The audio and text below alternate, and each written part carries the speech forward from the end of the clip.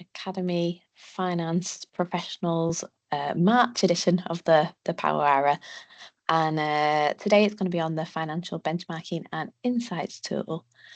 My name's Bethan Waterhouse, and I'm joined today by my colleagues on the benchmarking team, Dan Tovey, Gavin Monument, and Kel O'Shea. Before we begin, we just wanted to run through a couple of housekeeping points. This session is being recorded and will be shared after the event. We do have a chat function, so if you'd like to ask any questions or upvote any questions, please do ask them, and we will try and get through as many questions as possible within the time allocated. We do have a full section for Q&A on this at the end of this webinar.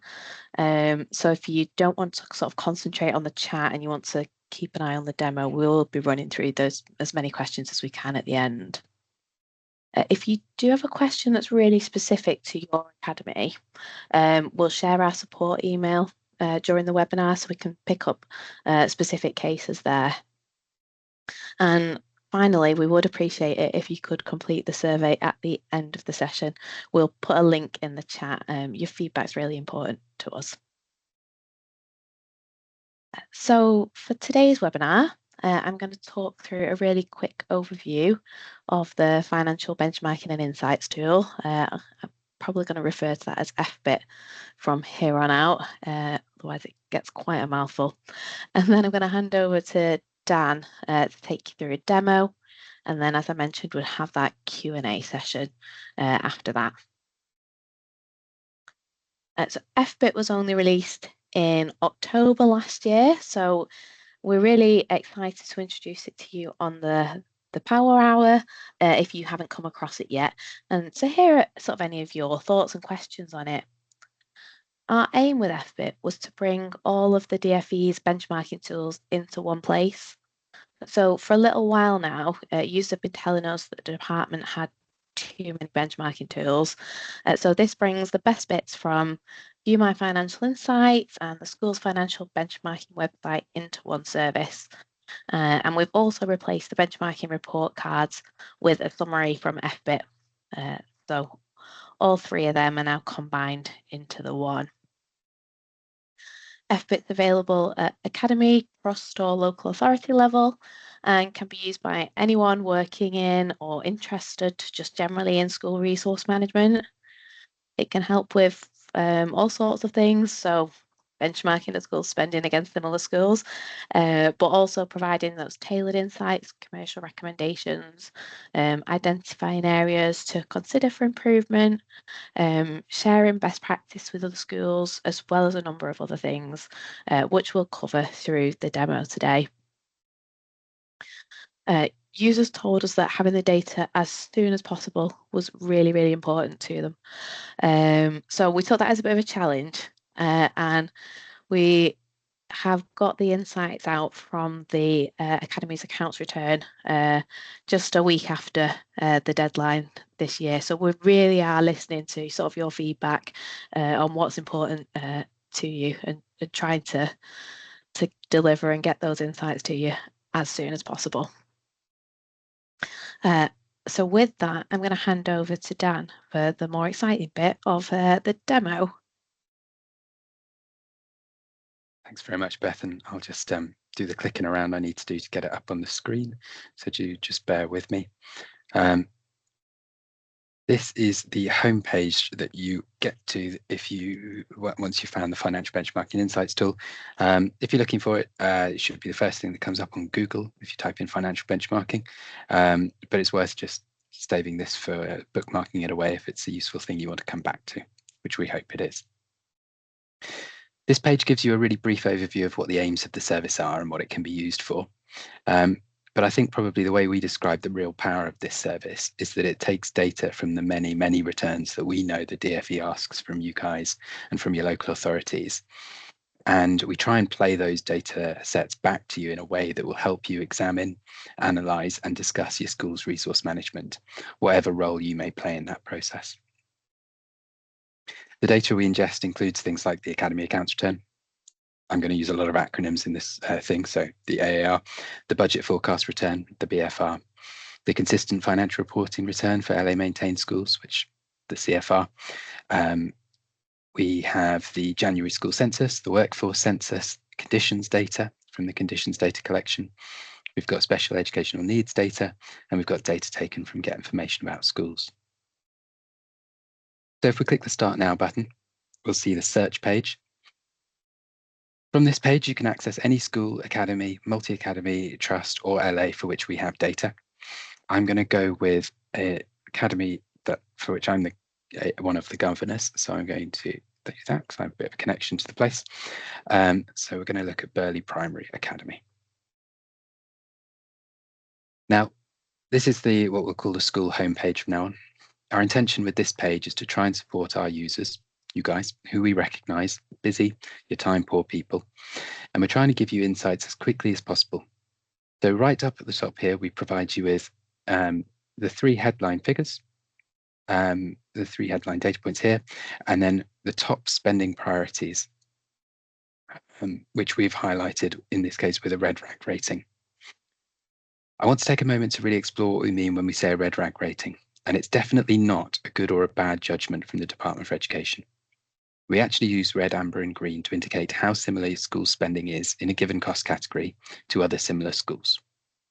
Green means generally that a school is spending money in a similar way to its peers, whilst red tends to mean that the spend profile is very different. Really important point to take away from this. Good and outstanding schools are going to have red rag ratings against certain spending categories precisely because they have a strategic and a conscious spending model which prioritizes spend on some areas over others. It is not our intention with this service to encourage every school to become more average. With that said, if a school identifies that it's an outlier in an area like administrative supplies here, it's important to understand why you're spending more or less and consider whether anything might need to change. We're going to return to this page, but first of all, let's go down to all spending priorities.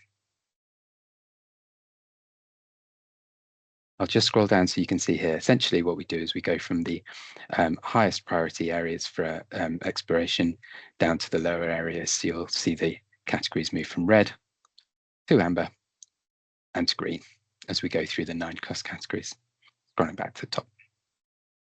Now, a couple of terms I've used. So cost categories. FBIT's data is divided into 9 cost categories and over 30 sub-cost categories. For example, if we look at something like non-educational support staff, this includes administrative and clerical staff, auditor costs, other staff and professional services, brackets, non-curriculum. The other really important thing to look at here, and a phrase I'll use quite a lot probably, is comparator schools. So what this graphic does is it shows you where your school, in this case Burley Primaries, where this school's spending is in comparison to its peers. But who are these guys? Who are these comparator schools? You can have a look for yourself, and on this site we follow a methodology where we use an algorithm to select 30 similar schools, the schools which are most similar to yours. In fact, we actually have 2 groups of 30, one for running cost categories and one for building cost categories. Now, why we do that, for some cost categories, the biggest driver of a school's cost is the number of pupils that attend and the demographic makeup of that pupil cohort. So for cost categories like teaching and teaching support staff, our algorithm essentially looks like this and takes account of pupil numbers, the phase, send data, free school meals. And then once we've found the 100 or so schools which are most similar, the algorithm then actually drags in any similar schools which are geographically closer to your school, so that when you, as like me for a governor for Burley Primary, scroll down this list, I'll see academies that are statistically similar, but also some that are appreciably sort of geographically close. Now, for some cost categories, for something like premises costs, the driver of the costs is actually slightly different.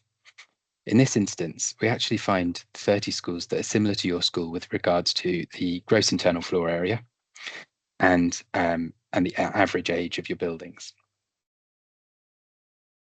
Now, As things stand, this data actually isn't entirely in the public domain, sort of in a grey area actually, but isn't entirely in the public domain. So this is actually hidden, one of the things that we hide behind the login function we have. I'll talk a lot more about that at the moment, but just so you know, except for these data points here, so far, nothing I've done says you need to be logged in for. Anyone can get in here, yourselves, your parents, your governors. You don't need to provide anyone with a password or anything like that. And you can go to any other school to explore their data as well. I will talk a bit later about which bits you do need a login for. That'll become obvious as I go on. Now, let's examine what we're looking at when we go to the spending priorities page. So that's going back to here and looking at the spending priorities for this school. Now, we tested this graphic here with users, and we found that it was a real sort of breakthrough point for us with regards to the design, because it illustrates at a really quick glance the point we're trying to make about being an outlier in a given cost category. As you can see, according to the data that Burley have submitted, the school spends more than 28 of its closest comparator schools in this category, and more than about 23, 24 in a second cost category. Not only that, but the incline in the graph is quite steep. So even from its closest comparator, there's still quite a large difference. What we'll need to do, if we're looking at this data, is next drill down into the next level. So I'll show you how you do that here. You're going to view all administrative supplies costs. Now, the first thing that people might notice when they're looking at this is that we're actually looking at this, we're viewing this graph as pounds per pupil. You can actually toggle between this and others, such as actual spend, total spend on administrative supplies, and you can see percentage of expenditure and percentage of income. Of course, if we were to go to another section like premises, which I spoke about earlier, we won't see it as pounds per pupil, but we'll instead see the graph as pounds per metre squared. Again, you can flick through, you can see the actuals, you can see the percentage of expenditure and income. A few other things to notice that we'll see around here. You've got the cost codes that are associated with this cost category. You'll see how they're broken down so that something like total premises staff, you have the cleaning and caretaking costs, the maintenance of premises costs, etc., etc. Now let's pick something which is we're a bit more of an outlier. Let's go to something like premises staff costs. Now, perhaps Burley are particularly interested in their premises staff costs and are interested in having a discussion more widely about what to do about it. One thing you might be thinking about doing is writing a report for somebody, either to your governors or to your head teacher, or to share this data. Now, of course, you can just click the link and share that with people. But if you're building your own report, you can also click the Save as Image button, which will essentially download this image, put it into your download folder. You can then grab it, whack it into a PowerPoint presentation, whatever you're trying to do with it. Based on feedback from users, we've actually also added a copy image button. That's essentially like as if we said you could press Control-C, Control-V on this image. It makes it really easy to take it from this page here and plonk it into another document. So what we're hoping we've shown you here is that we've identified an area for investigation. Perhaps you've put it in your report for a governor or a head teacher or your trust CFO, whoever. What else might you do next? Now, if we go back a page, we'll see that we had this section here, which is find ways to spend less. We've also created a section of the website specifically dedicated to all of this section, the find ways to spend less section. But essentially, we're seeing the guidance and the frameworks that the DFE has put together and sort of identified that can try and support you in this particular cost category. So for administrative supplies, you will see areas that are specifically linked with admin supplies. Then similarly for non-educational support staff, you'll see things which relate mostly to those areas. it has created a bit of a design challenge for us, because particularly in this section, the list has become quite long, and it's an area we really need to focus on in our next sort of iterations of this site. And I think this is my first opportunity to make a big plea, which is really to say we're always looking to improve this site. We've got some excellent people working with us who can make changes, but what we need from you guys in order to do that is feedback. So if you send us an email and you say, actually, I found some of these were useful, some of these were not useful, and here's why, tell us, because that way we can help make sure that the user flow or the user journey is as easy for you guys as possible. That'll apply to all sorts of bits of the site, but particularly this one feels like a pressing issue we need to crack at some point. Now, another way that you might be interested in sort of making changes to your spending model might actually be to look at who else is doing things differently. So the way we've tried to facilitate that is, if we're clicking through one of these graphs and Burley go, actually, what I really want to know is how somewhere like Byron Primary are managing to spend so much less than us per pupil on administrative supplies. As you can actually click through. As I said before, all of this data is in the public domain, almost all of it. So you can actually click to Byron Primary. You could scroll down to the school contact details section. We've given you an address, a telephone number. For almost, this is an unlucky click. For almost every school, we have a school website available, the link to the school website there as well. Although it's very likely you can find it through the Westbrook Trust as well. So you can either pick up the phone, you can go to the website, find the email address, you can give them a call, you could write them a letter if you wanted to, although I think that's probably a less likely route. And in that way, you can share best practice. And this is another area we're looking at, whether or not we can facilitate a better journey. So again, if you're the kind of person that is interested in using our site to discuss with others, and you have any insights into how we could make that easier, whether it be linking up with the networks, or anything really, any thoughts about making that bit of the journey easier, that's one where we'd really appreciate your feedback. So if we recap, we've analysed data in the public domain. We've evaluated for ourselves whether our findings represent an area that's really worth looking into. We've shown you how you can create a report. And I will just show one other thing, which is if you're ever looking for just a summary, perhaps that you just want to print off and give to your governors or something, we've actually created, as Bethan was saying, a new version of what used to be called the benchmarking report cards. Essentially, we've rolled the benchmarking report cards into this service, and the version that we are doing, so that everything is as consistent as possible, is now based entirely on FBIT's data. And we've got this financial benchmarking and insight summary. As I say, this is a really easy couple of page document you can print off or share with your governors, and it gives them a pretty good overview of everything that's on the site. Now, we'd still love them to click into these links and use the service for themselves and do the sort of digging down that you can do.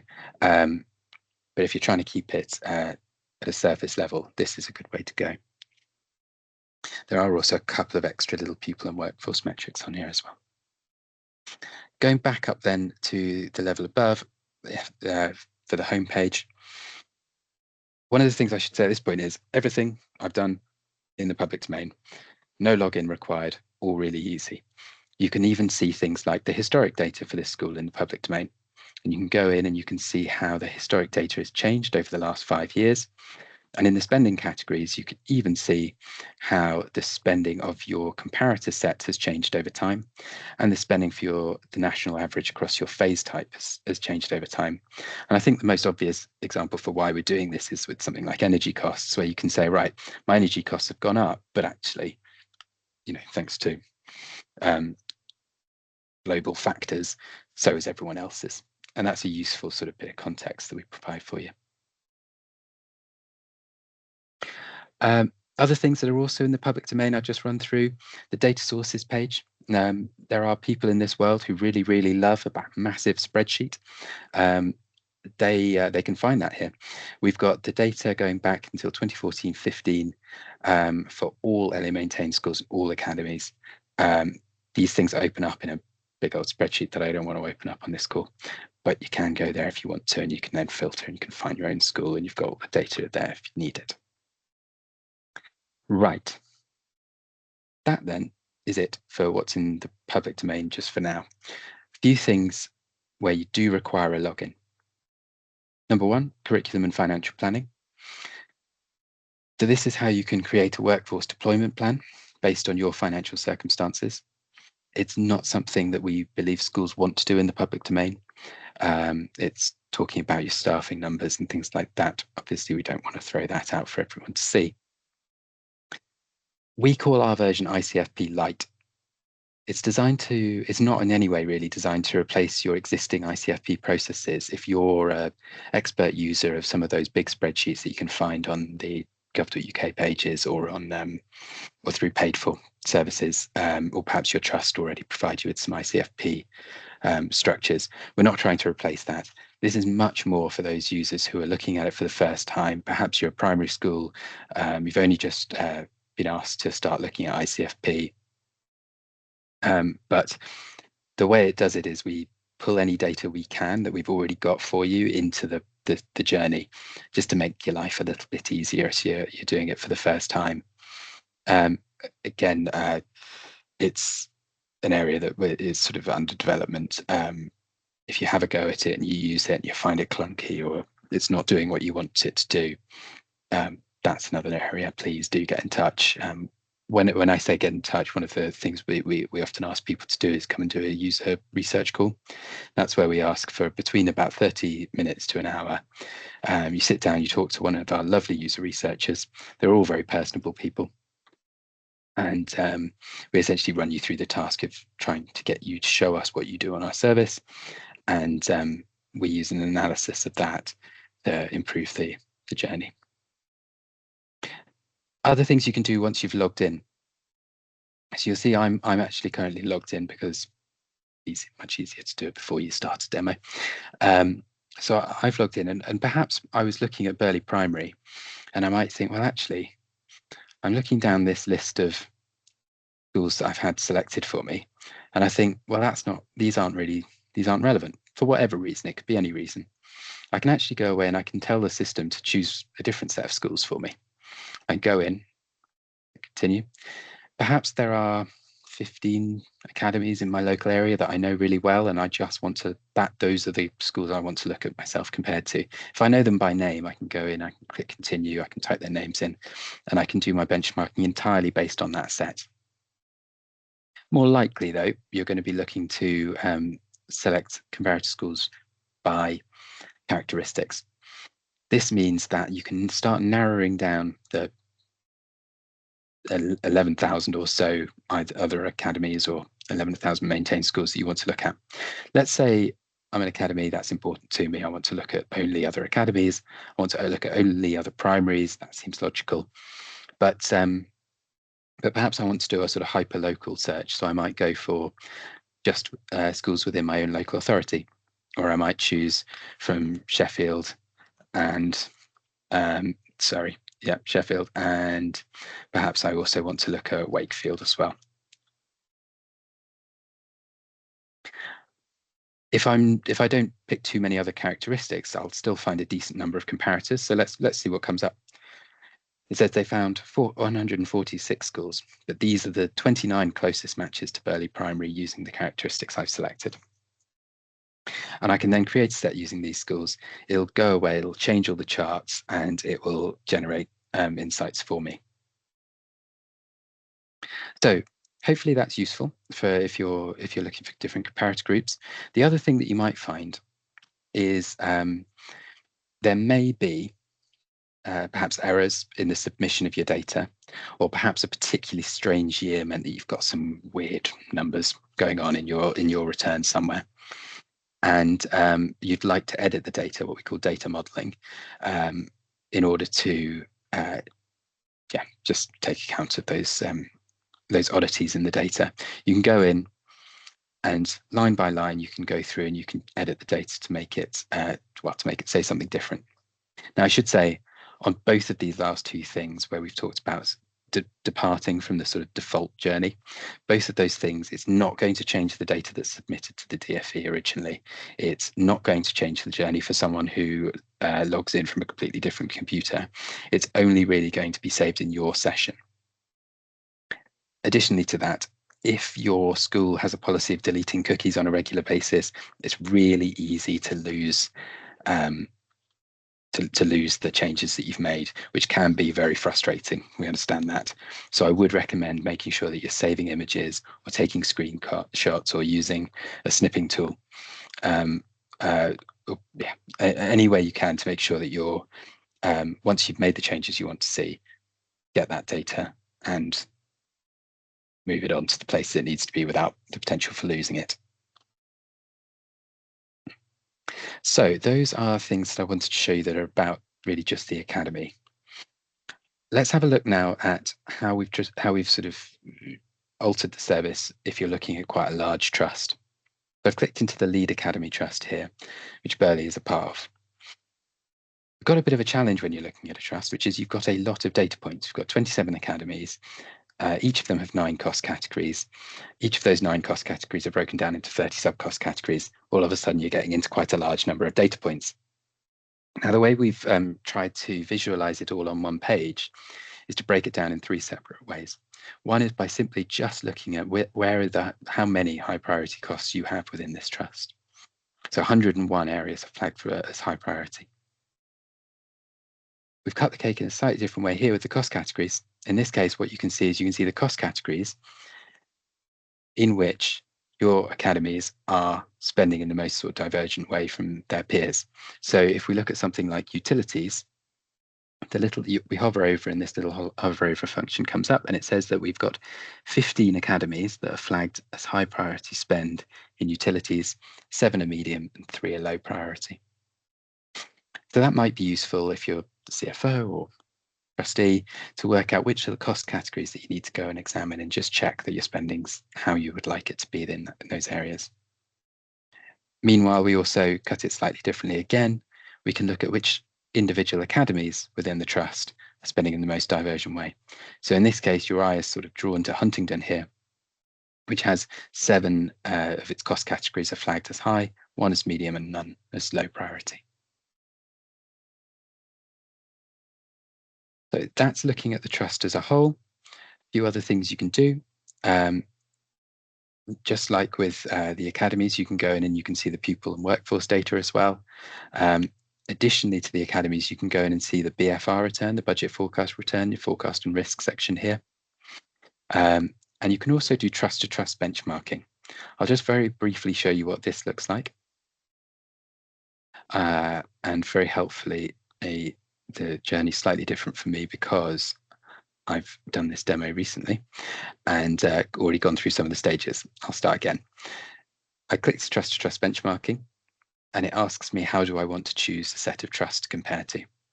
Much like with the academies, Lead Academy Trust, they're pretty big. There's a decent chance you know the names of the other trusts that you consider yourselves to be sort of, competitors in inverted commas. But you can also do it by characteristic. Now, much like with an academy, I can click in and I can say, right, Lead Academy Trust has 11,400 pupils. So I'd like to see trusts that have a similar number. Let's go 5,000 to 12,000. And I might also say, well, actually, the most important thing for my trust is how inclusive we are. So I also want to only look at trusts that have a similar range of special educational needs. Then click continue. In this case, actually, that's quite a lot. We've matched with 144 other trusts, and we identify the 9 trusts with the closest statistical neighbours. I can then create a set using these trusts, and this is my least favourite bit of the demo because I'm not always exactly sure how long this spinny wheel is going to last. But essentially, it's going to prepare for me benchmarking charts. There you go. With those other comparator trusts included. So I can quite quickly scroll down to something like educational supplies and see where Lead fits in the spectrum of other similar trusts. Right. I think that takes me through to everything. That I was just going to go through one final thing, which I'm fairly sure I forgot there. So I'm going to click to an individual academy. And I'm just going to show you the pupil and workforce section because I don't think I did that. On the pupil and workforce section, this is just your January school census and your teacher workforce census. And you can go in and you can look at the total of your school workforce. You can look at teachers with qualified teacher status. You can see how your senior leadership team measures up to other similar academies. And again, that's something you can do at a trust level. You can also do it at a local authority maintained school level. And that is, I think, everything I had planned to demo today. So I will stop sharing, and our intention is to use the rest of this time for some Q&A. Gavin, if I can come to you, have we had any questions in the chat?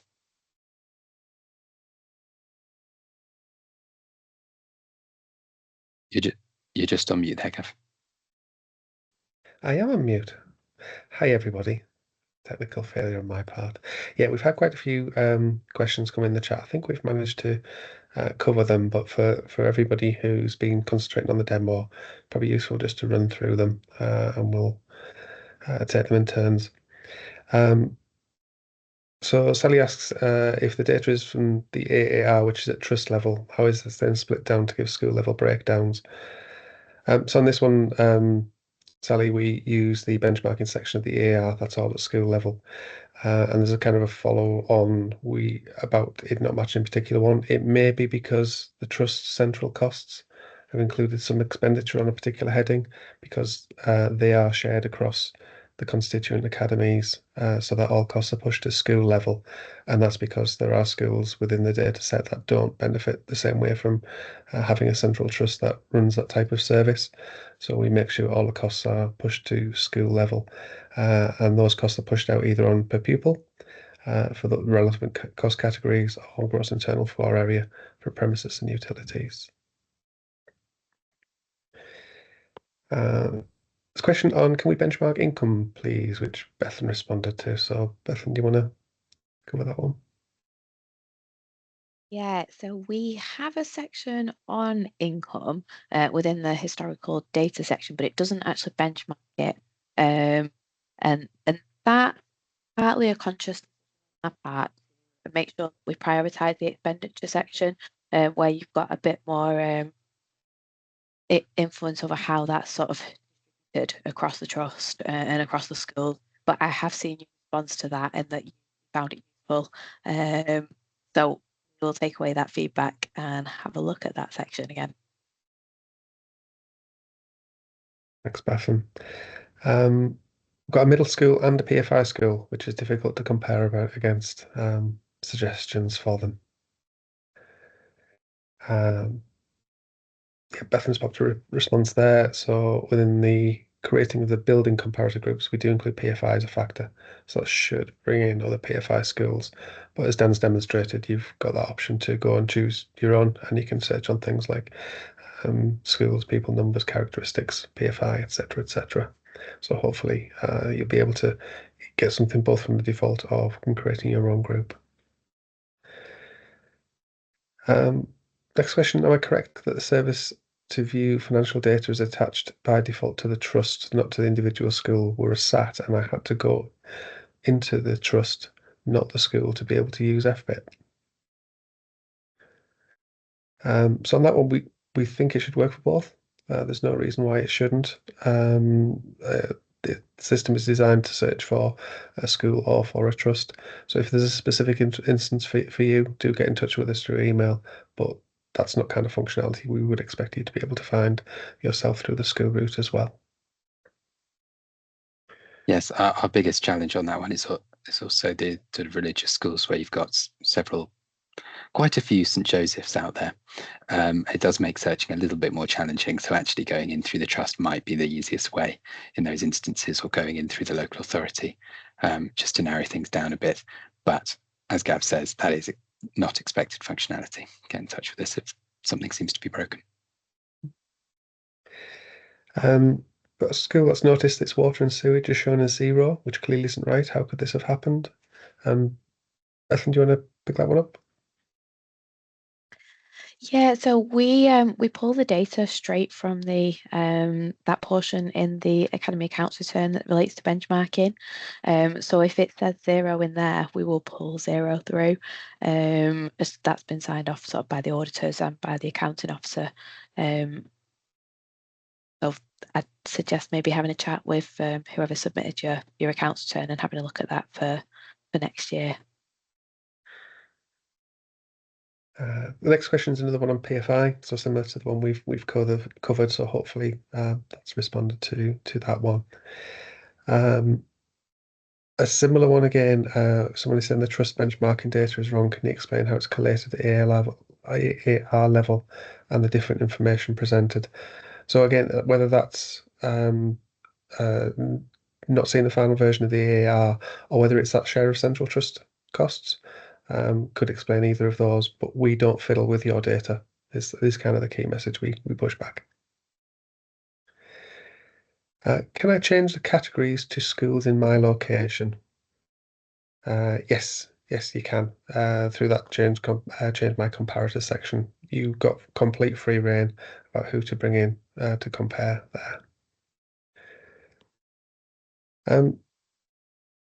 Revenue reserves and in-year balances don't match the actuals for last year. Why is this? Couple of reasons.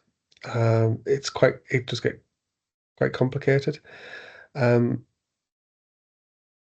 So for in-year, we use from the benchmarking return total income minus total expenditure. That's the way we calculate the in-year amount, and don't forget that will include a share of central spend as well. For revenue reserves, they belong to a trust, and we get a real wide variety in how cumulative reserves are reported to us. You'd be surprised how varied the response is between the central trust and individual academies. So we recognise that they belong to the trust, we aggregate them up to trust level, and then we share them out based on pupil numbers. So that's the way we take a uniform approach, because we see trusts that report big negative balances at the centre, and big surpluses in schools, and we see other extremes where there's everything's at the centre and there's zero on schools. A real mismatch, just depending on how individual trusts have completed their account. That's line on the accounts return. When will the AAR be available for 23-24? It is already there. We pushed that out in mid-February. I think it was 9 working days after the AAR was submitted to us. We were really proud of being able to push that out. Question: how do you save a group of schools to benchmark against and retrieve? I've done this and can't find out how to retrieve my saved group. Bethany, you popped a response on that one. Do you want to pick that one up? Yeah, so once you've created the group, if you kind of log off and go away and then come back, when you log in, it should automatically still be there for you. There is one caveat to that, is when we reload the next year's financial data, all of those saved groups get wiped. So when we move from the 22-23 to the 23-24, any that were sort of created before sort of that second week of February will have been cleared out. We appreciate that probably isn't the best for yourselves if you've created a group, but obviously some schools sort of drop off and drop in between years. We are going to have a look at that before the next Academy accounts return release next year and see what we can do to improve that space. Claire's asked a question about instructions available on the website on how to use it. We are caught a little bit by the design principles, the government design service principles that we're required to build a website to, and they're really good ones. To be fair, it should be as simple to use for everybody. So they're really not keen on lots of instructions and guidance that go with it because it should be intuitive and easy to use. If it's not, get in touch with us, let us know, because we'll improve it, because we'll do that. But as Bethan's popped in the reply, we do have a version of the recorded demo which we've run previously on our own webinars, and the link's there. So if you kind of want to go back and just have another refresh of us walking around the site, then you can do that through there. Just picking up the more recent questions now, just refreshing my screen. Bear with me a second. Right. Dan, do you want to pick this one up? Can you tell me how to view the trust data again, please? Yeah, absolutely. So there are two ways into that. I'll share my screen and see how to do it. So if I want to look at the trust on its own, and I happen to be on an academy first, I have two ways of doing it. One is that I will indicate, well, the service will indicate which trust you're a part of. I can click in here to see part of Lead Academy Trust.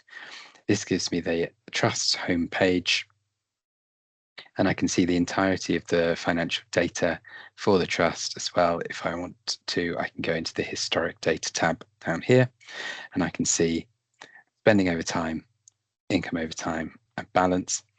And I can drill into each of the same cost category areas as you could for an academy. What else is important to show? You can also, of course, if you want to just download an Excel spreadsheet form, you can go to the data sources page.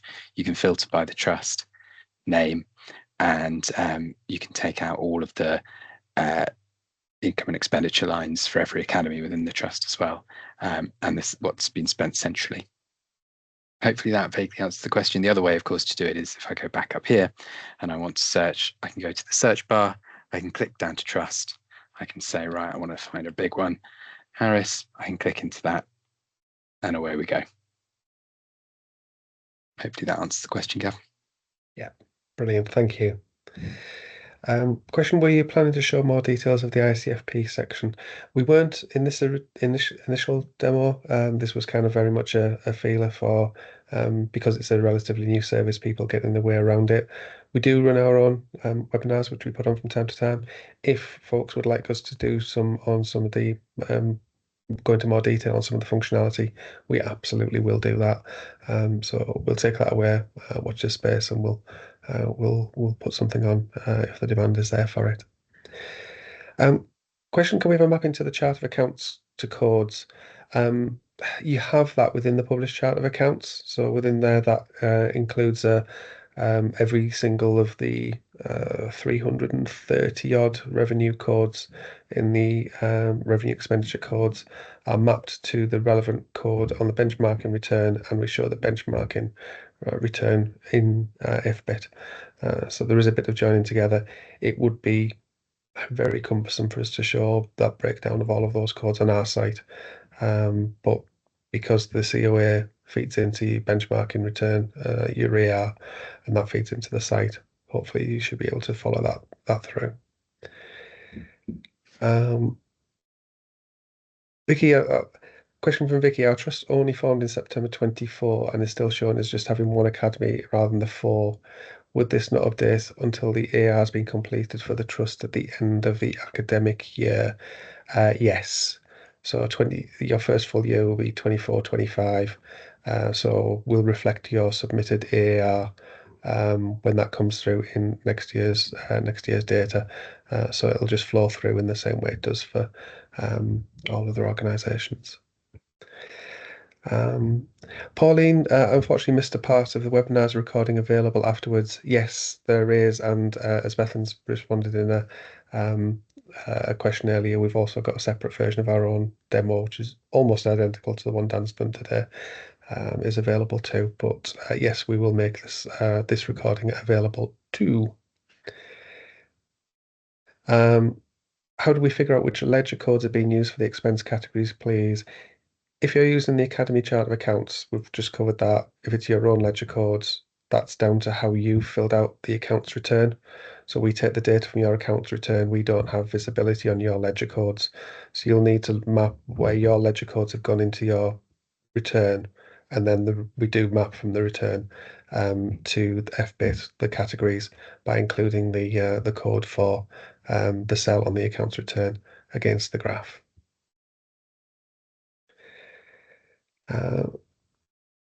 Question here, that person probably better placed than me to answer this one. Is there a way of saving a number of benchmarking groups? For example, I want to benchmark against my local cluster, but I also want to benchmark against schools that do their own catering, and that's not the same group. So kind of two comparator groups. Yeah, good question. At the minute, there's not. It just saves one comparative group. It's something we can take a look at, but at the minute, it's just the one group.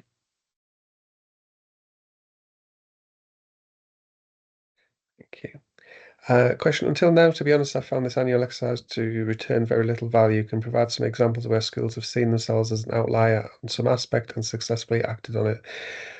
We do have some examples, some case studies published on gov.uk. We'll probably, rather than looking for it just now, we'll need to dig out the link and we'll make sure it's available. It was related to our legacy services. Obviously, this service is pretty new, but we've got examples where people have used the benchmarking site and then or viewed my financial insights and then gone away and achieved some savings. We don't get a lot of those. We would love to hear more, to be perfectly honest. So if anybody does use this data and come up with something, we would love to hear about it, because people do tell us that the service is useful and valuable, and we see the use of it, but we sometimes don't see the output. And it's nice to share and hear some of those stories. So use our email address, ping us some examples. That would be amazing. Claire's asked the question, Dan, is there a way to export all of the graphs in one go? Yes, so at the top of the benchmarking spending page, there is a button you can use to download them all in one go. You've also got to download the data, so you can take just the Excel spreadsheets as well, if that's preferable. Thank you. Question, can you change floor area as ours seems to be wrong?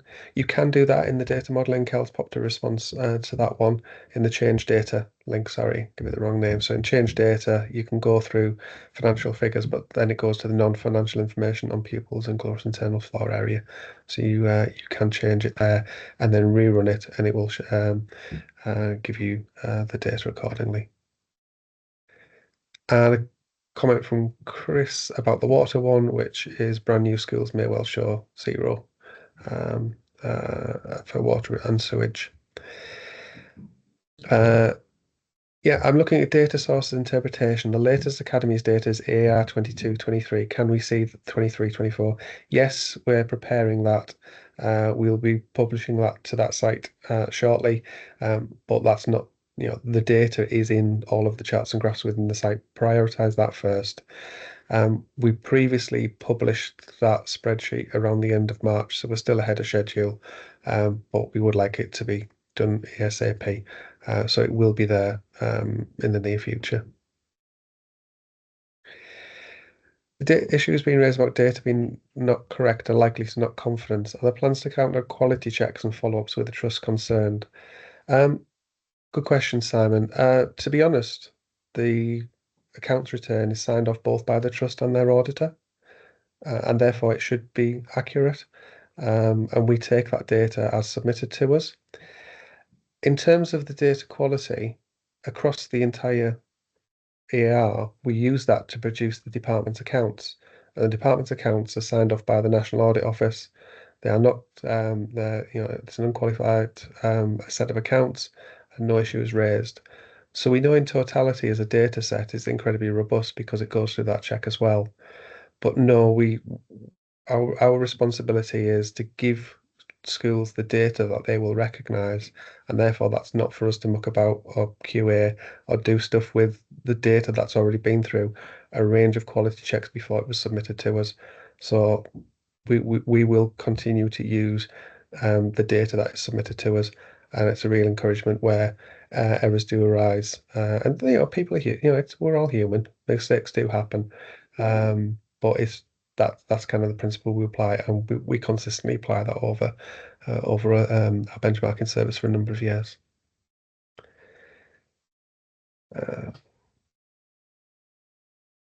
Could we have an option to choose middle schools instead of primary and secondary options? Yeah, we'll take it away. this is something that does come up from time to time. One of the things we wrestle with is having kind of overall groups the right size, so that when you take a group of 30 schools within it, they are similar and comparable. And the more nuanced we make those groups, the more likelihood that when you look at 30 schools within that group, they actually start to look quite dissimilar. So it's something we wrestle with quite regularly, and there's never a right or wrong or a hard and fast answer. It's a judgment call. So at the moment, that's the reason why we don't have a middle school option. We just put them into the area to which they are deemed either primary or secondary. But we will continue to have a look at it, so we will take that away again. Can you group comparison sets by outstanding versus good, etc., to spot commonalities and spend priorities? So at the moment, the Ofsted rating is undergoing change and consultation. So we're really, really conscious of that. I don't believe we've got that functionality in, but I'm about to be corrected by. No, we don't. I didn't think we did. But interestingly, we used to have the highest progress comparison on the school's financial benchmarking website, and I think that was trying to get the same answer. What does good look like? And it really didn't manage to do that very well. Trying to benchmark and tie in progress didn't necessarily give you the really clear answers on what schools should do in the way that we were hoping, and it also got very little traffic. So it hasn't been something we've taken into the early iteration of FBIT. That said, when Ofsted have refreshed their framework, we have a new understanding across the sector of what good and outstanding schools look like. We will have another look at it, I think, because it's a really important point. I think that's all I'll say on that. You've also got that question about is there isn't a drive for people to trend to the average, but are there benchmarks which could be highlighted? Essentially, are there targets and things that we could put to schools and suggest that they should reach this? They should reach this spend per pupil or this spend per square meter. We've always been quite resistant to that as a team. Our general sense being that whilst we're pretty good with data and pretty good with visualization, we're not pretty good at running schools because none of us do it for a living. And you guys understand your context better than we do, and it's not really for us to say what good or excellent is. To some extent, we may come under pressure to have a look at that again internally, as well as from requesters like you, Stuart. And our bosses may wish for us to try and find ways to give a stronger steer as to what good spending profiles look like, and we will look at that. It's on our forward look for things to do in the next year or so. If you've got thoughts on what targets would make the most sense, where we could add the most value, that's another thing where we'd look out for your email. In my head, I partly think the best way of doing it might be for us to get expert advice from school resource management advisors, try and build a sort of group, a working group that can help us answer that question in a really nuanced and professional way. But yes, as things stand, we don't have it, but it's on our list. Thanks, Dan. Sharing the mapping of the AR to categories on the benchmark on the site. So above each graph, Bethan's popped a response in there. Above each graph and the spending priorities page, we've got the AR codes listed, so you can follow that. Downloading graphs on the Trusted Touch benchmarking page, it's not functionality that's there. That's unfortunately. We've started on the school pages. We will continue to roll things out, but it's just not quite there yet. So you might just need to use Microsoft snipping tool and copy and paste the image, which isn't as great functionality, but until we get around to it, then that will be the right thing to do on the Trust to Trust page. And the FBIT summary being downloadable as well. Popped a response in there. If you do print a PDF, you should then just be able to save it as a PDF, which is the same as being able to download it. So that should help you with that. And I think that's all of the questions. Thank you so much for all those questions. Really helpful. I hope the answers were helpful to you. Other than that link, which we will dig out and make available for the case studies we have based on the legacy tools think we've managed to cover everything. So, Beth, is there anything that left to pick up? No, I think Dan did pop the link into the comments on the chat. So if you want to dive down through the comments, you will be able to find it hiding in there as well. Thanks, Dan.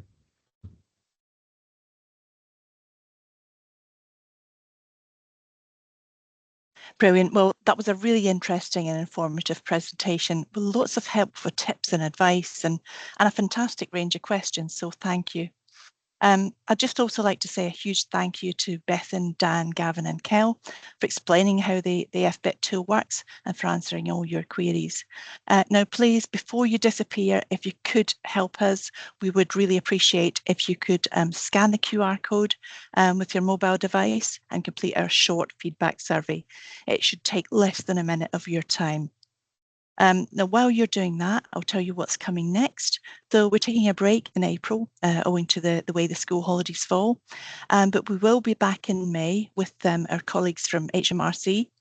We're still finalising the content with them, but we will be speaking about, they will be speaking about IR35 and benefits in kind, because these were the top 2 priorities that you told us that you would like some help with.